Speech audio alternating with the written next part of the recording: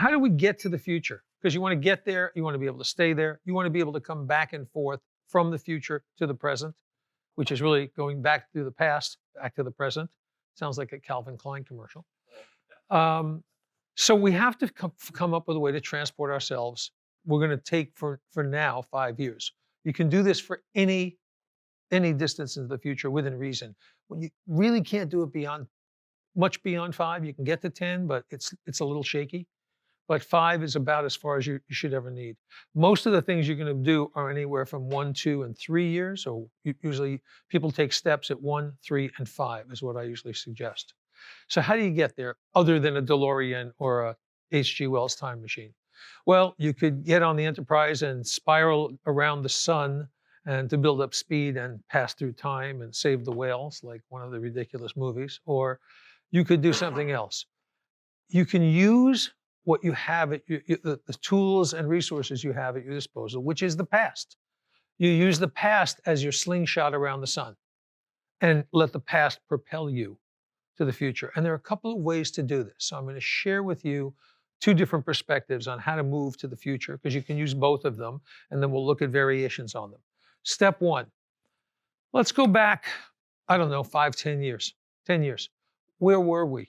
Well, the iPhone is now 3 or 4 years old. You're up to iPhone 4. You know the state of the software. You know that Obama is president. You know that you know what's going on in the world, and you're comfortable there because you lived through it. So, there's 10 years. Now we move up to 5 years, and I'm doing this very fast because we can do it in 1-year increments, and we can plan this out.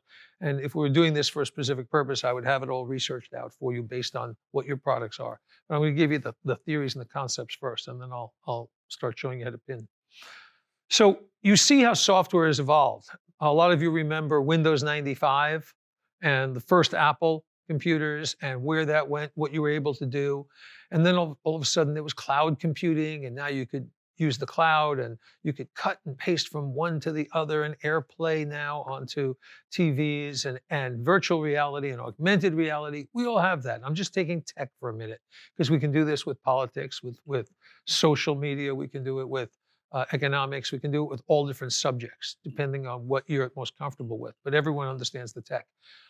Do you think it's feasible that we can project where we're going to go with just technology, given what we do know about technology? If we go back far enough, what do we have? We have 1980s brick phones. Where are those now? In the Smithsonian, where they should be. Jamal's old phone that died in Mexico in the pool, in the Smithsonian. It was an iPhone 0. It was just an I. It wasn't the phone part hadn't been invented. It was a tin can with anyway. So it's pretty easy to know, because if you look at the iPhone 4 right now, that we go back 10 years, that's a doorstop. I mean, you look at it and say, oh my God, it's slow, it's small, tiny screen, it's primitive compared to where we are now. We're accustomed to speed and quality and high resolution. And that is a doorstep. It's an antique. When you come over tonight, you'll see in my theater, I have old cameras and projectors and telephones and things and phonographs. They were all the height of technology in the day, and now they're in antique shops. So if you look at the first MacBook, that was what? That thick, weighed for so much. I remember I had the first compact, PAQ, portable computer. Portable. It weighed 44 pounds. So you couldn't even lift it. You had to have it on its own, trolley. And I remember taking it on a plane once so I could actually go and work somewhere where I was going, and thought, getting that up and into the overhead and down, I said, never doing that again.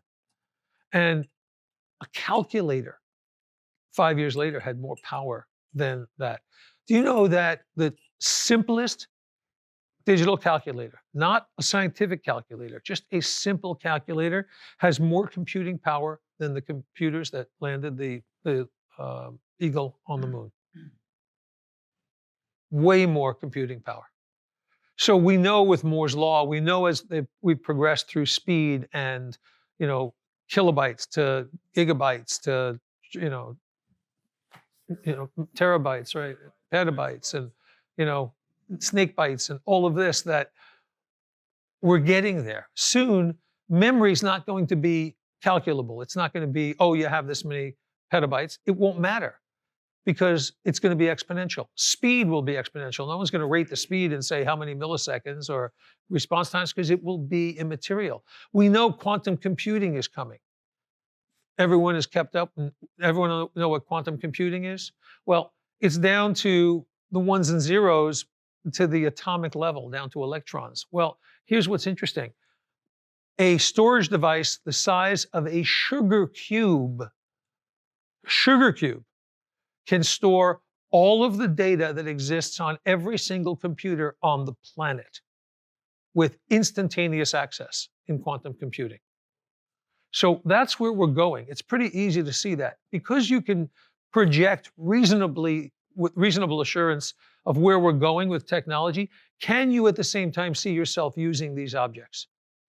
Is the holodeck from Star Trek that far away from your reality? Are robots of any kind, even not a data humanoid type, but a robot, can you see walking into a restaurant and ordering from a robot and they come and the top is flat and the food is there and the hands take the tray or take the food and put it on there and you're dealing with a robot? Or a robot in the grocery store who can direct you to anything and walk with you and tell you about things. You can see that happening, right?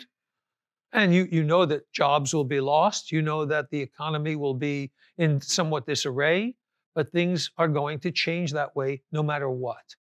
Can we envision automated driving cars, autonomous cars? We know that's coming.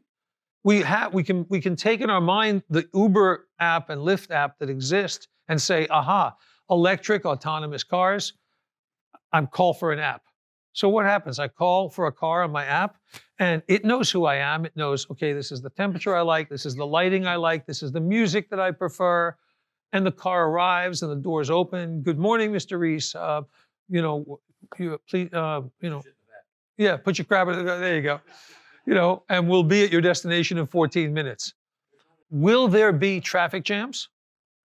No. Why would there be with autonomous cars? One, we won't have cars on the road. Let's deal with, we won't need garages anymore. Well, that also is a boom to the home remodeling industry because everyone's going to have a game room or a man cave. But if you think about it, at the same time that happens, there's so many more people working from home. So there'll be a lot more virtual companies because companies are moving to that very, very fast. And if you look at the pace of that compared to the pace of going to autonomous cars in, let's call it 10 years, they're going to be pretty neck and neck. And what's interesting about that is if you take LA and all the traffic, once you take the human factor out of that, where cars can be closer together and closer together this way, and they already know who has to be in the left lane because they're going the farthest and all of these things, pretty much traffic goes away because it may be bumper to bumper, but it's moving.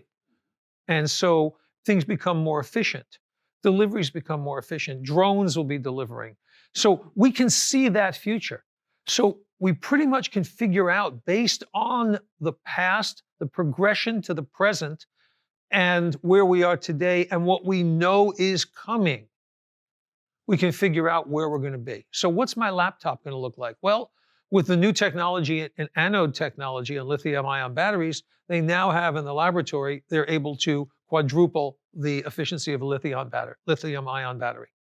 And will that be available? Yeah, in about 5 years or 3 to 5 years, that'll be commercially available, which means a laptop will, a Tesla car, instead of going 250 miles, will go 1,000 miles. So there is no barrier anymore. They're high-speed charging. Will my phone have to be charged every single day? No, once a week. Will the laptop need to be charged? Maybe once a month. So things are going to start to get exponentially easier, faster. Right now we have plugs that have wires and chargers. It's pretty easy to say we're going to have wireless charging. That it's going to flow through the air and everyone sitting here is just going to have automatic charging through the air. We know that's coming. It's in the labs now. So we can project what our life looks like 3, 4, 5 years in the future and how we're going to live in that world. Can anybody not see what that world's going to be like and what it's like to live in that world? So now you're sitting in that world looking back to where we are today. Everything looks a little bit primitive, doesn't it? Just a little bit, a little less convenient, a little clunkier, a little slower, a little more work. Anybody not following, anybody not agreeing with this or taking the trip with me, DeLorean aside. So if we can project ourselves 5 years from now to where the world we're living in, and all we need is one anchor. The technology anchor works. Depending on the industry we're in, we can use different anchors. If we're talking about legal systems, that would be different anchoring. If we're talking about um,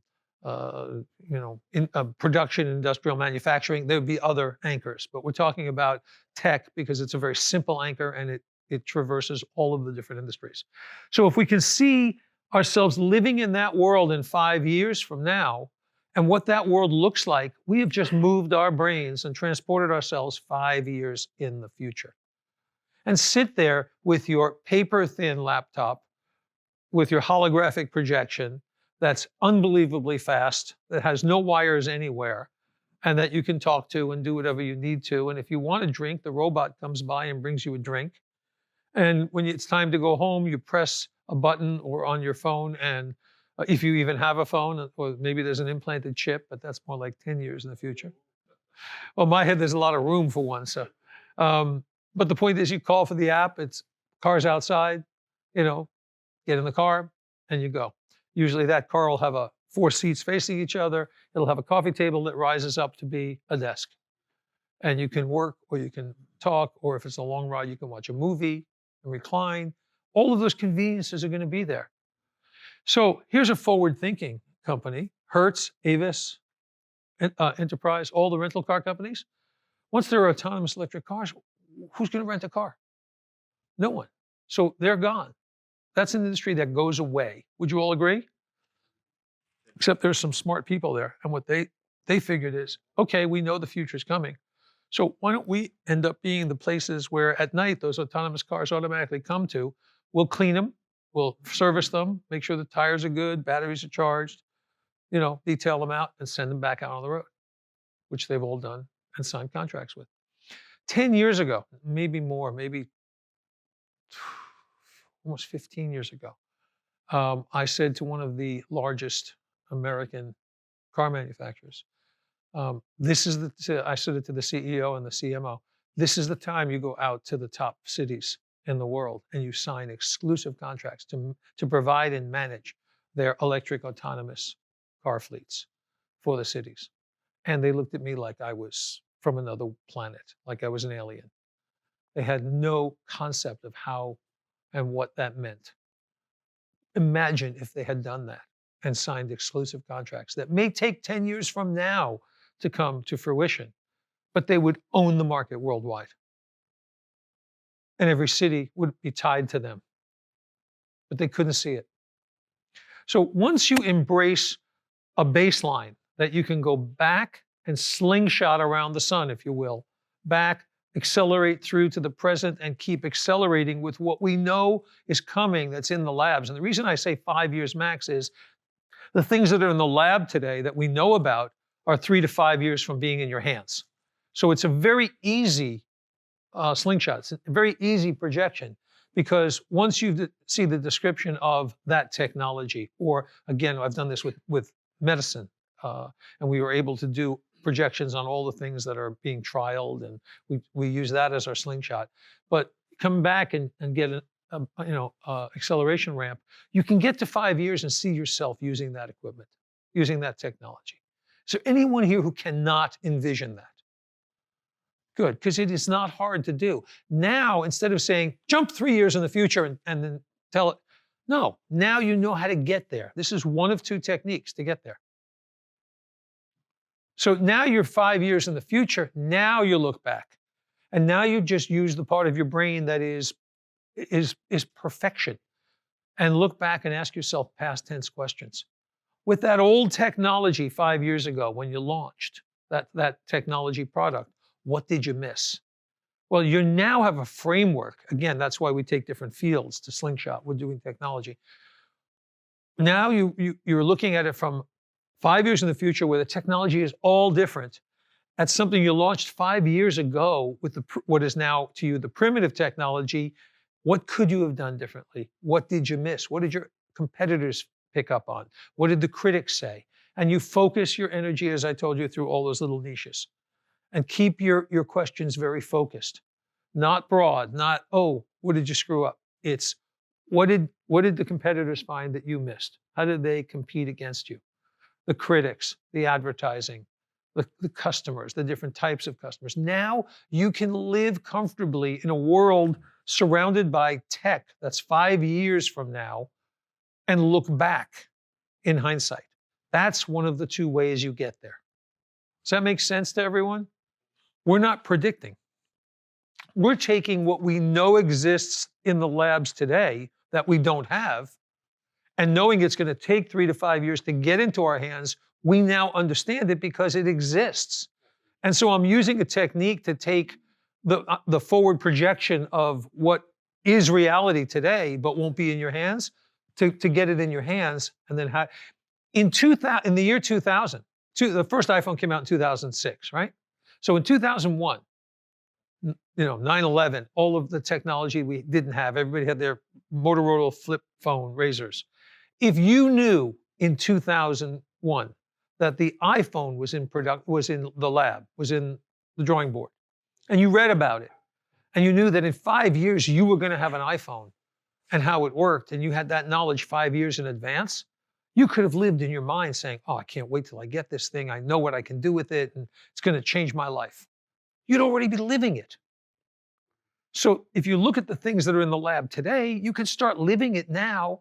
And when you have enough of those put together and you've created a world for yourself of what is going to take 5 years to get to you, but you understand you're living in a world 5 years from today, surrounded by the tech that you know to be real. Basically. I'm not saying, oh, pretend you can transport like Star Trek. I'm not saying that. I'm not saying, oh, get out your lightsaber and let's have a duel. Okay, I'm not talking about science fiction. I'm talking about science that exists. But because there's a tail on it, if we wanted to do medicine as what I call a slingshot, because you're slinging back and forward, running forward, then okay, 5 years from now, we will have cures for cancer. They just absolutely irrefutably cured diabetes in mice. Game over. Cured it 100%. It was just announced. How long do you think it's going to be until they transfer that from mice to humans? Personal genetic medicine is unbelievably advanced and developed. And yes, it takes a while for the FDA to get through. I could talk about medical technology today that's in the lab and where it'll be 5 years from now. And if you're a doctor or a medical practitioner or a medical supply and you're in that industry, I would use that industry to slingshot you up. And you would live in a world where nanobites are in your body killing cancer cells. And bacteria are carrying viruses to kill things, and viruses are carrying bacteria to kill things. And designer antibiotics and all these things that we know are coming because they're in the lab. And so if you're in the medical profession, to bring you 5 years in the future, I would use a medical slingshot.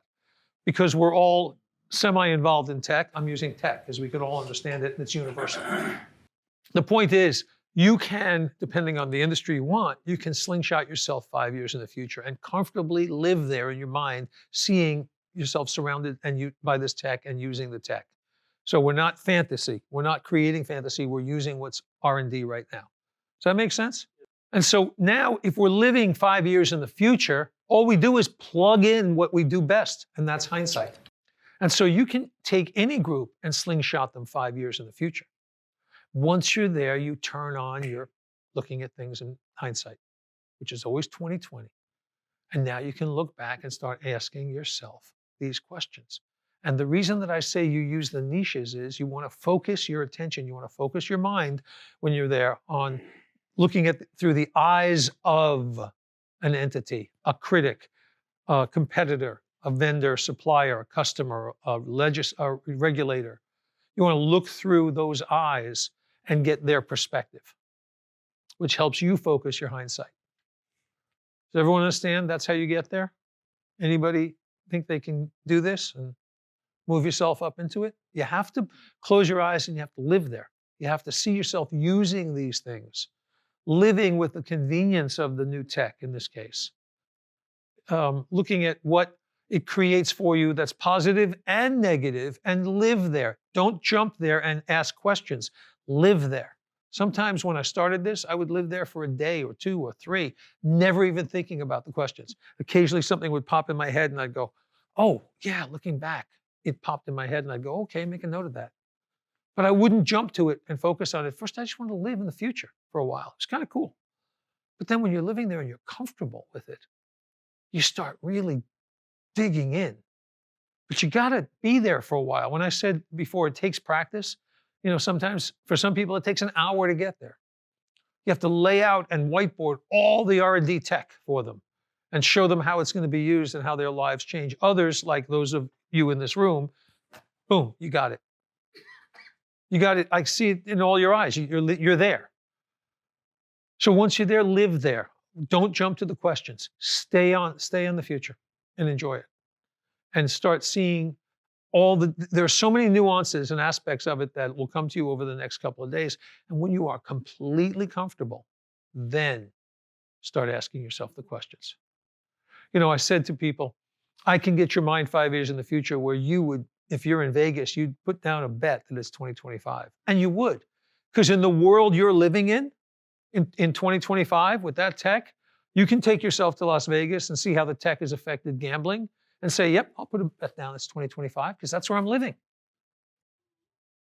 And when you get to that point where you're going to take that $5 chip and put it down on the roulette table and say, yep, it's 2025. You're there. How did you get there? What did the plane look like? How did that tech change? You can just Google and say, technology, current R&D, and it'll tell you all the different things that are being invented and created in labs. And if you say, well, I want telecommunications, or I want automotive, or I want computers, or I want legal, or I want medical, you can do searches on all of them and you can just get one article after another. Or one of the things I read is New Atlas. It's a daily email that comes out, and you can click on it for more information. It shows every breakthrough, every R&D, every discovery in a dozen different industries: automotive, architecture, computers and tech, medicine. And I scan that every single day and read some of the articles, and I keep up on what's going on. And the more I keep up on what's in R&D, the easier and the more comfortably I live in the future and envision what it's like. Well, this does something else too. Because when I take that R&D and I go, when the laser was invented, and it was Bell Labs, forgive me, I can't remember the year. In the 50s, a laser was invented. Light amplification by simulated emission of radiation. That's what LASER stands for. It's an acronym. People don't know that. The people who invented it at Bell Labs said, we've invented this, but we can't for the life of me think of any use for it. I mean, can you imagine? They couldn't come up with an idea of how to use this thing. The head of, no, I can't remember the computer company then. When the first computer was talked about being a personal computer, the CEO said, I can't imagine any possibility of why someone would want a computer in their home. So, they had no vision. But you read R&D with everything that's going on now, you can see where it's going. They talked about nanobytes being programmed to go into certain cells based on the DNA and putting coating on them that matches the DNA of the cell, so it let it in without fighting it off, and then releasing a poison that kills the cell. So it's targeted to a specific cancer. Now, right now, that technology to cure one person would be $1 million. But when the first transistor came out, it was this big, and it was, in today's money, $4 million. Now on the head of a pin, they can put 30,000 transistors. So eventually that will become simple. The first flat screen TV, OLED, Sony made it. It was 6 inches, and it was, $7,000 or something? And now you can buy a 95-inch LED or OLED from LG for $1,200 or $1,500. I remember buying the first IBM XT PC, and I had a 5 gigabyte hard drive that was this big and weighed about 20 pounds, and it was 5 gigabytes. Now on a SD card, you can put a terabyte, or megabytes, I'm sorry, 5 megabytes, forgive me. So you can see where it's going based on where the tech is now. And augmented reality, virtual reality, sensory inputs, tactile feels on things that aren't tactile, robotic surgery. The problem with robotic surgery is there's no tactile feel, there's no haptic interface. Now they've put it in. So it actually feels to the surgeon exactly like when you're cutting, exactly the same feel as if the scalpel were in your hand.